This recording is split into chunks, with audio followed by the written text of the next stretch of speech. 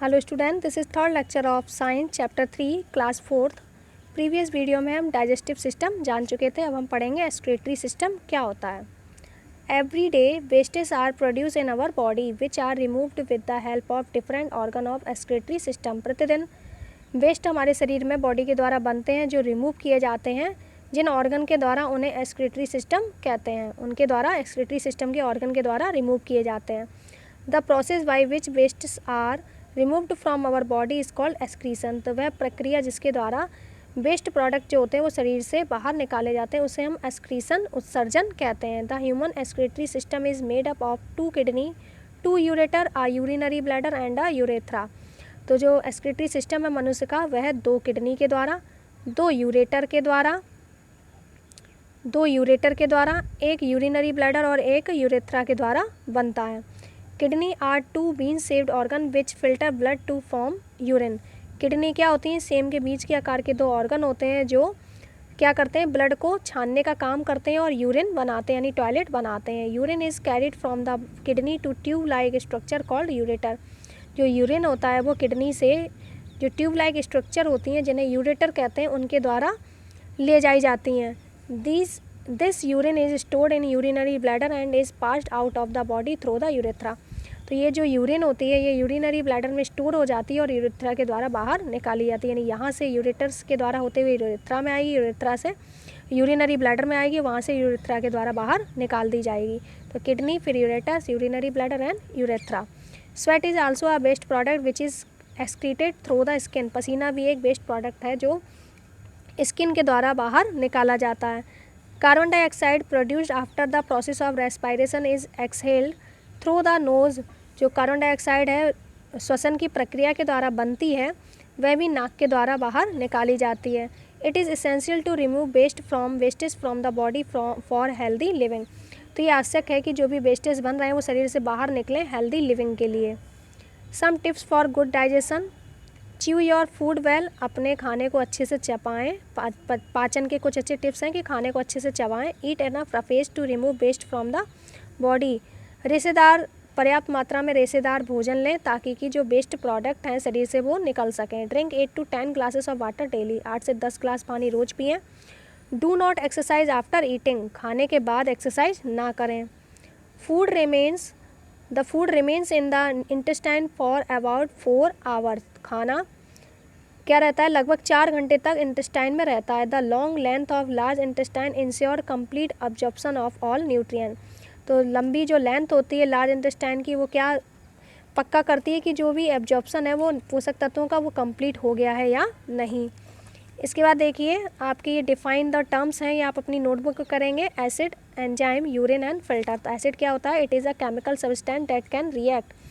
ये chemical substance करता है जो रिएक्शन कर सकता है। Enzymes are group of chemical substance that are produce by living cells. ये केमिकल सब्सटेंस का ग्रुप होता है जो लिविंग सेल के द्वारा प्रोड्यूस किया जाता है।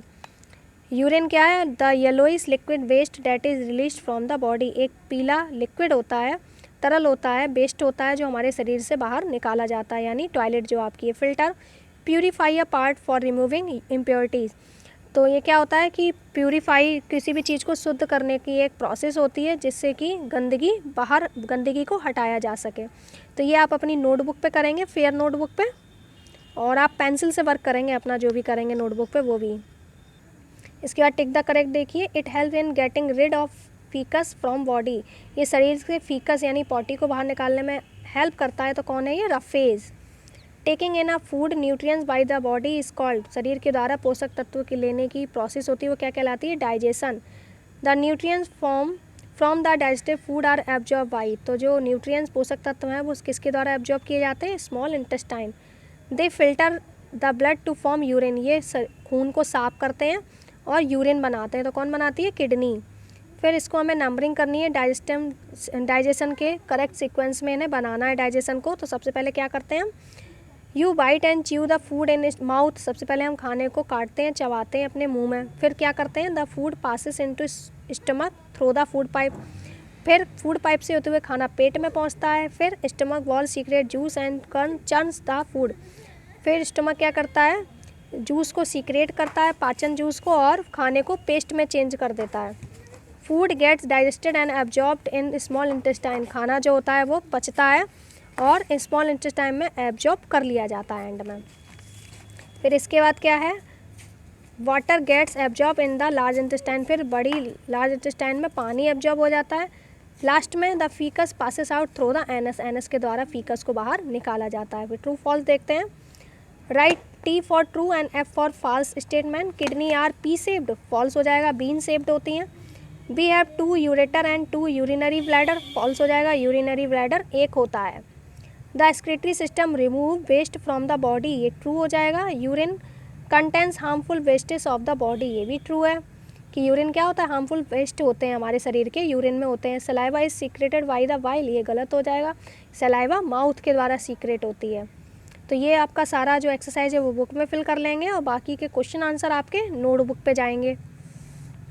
फिर यहाँ पे देखिए हमें बॉडी पार्ट ये कंप्लीट करने थे, यहाँ इंटेस्टाइन, किडनी, ये सब आप अपनी बुक में फिल कर लेंगे। क्वेश्चन आंसर और डिफाइन नोटबुक पे आपके जाएंगे।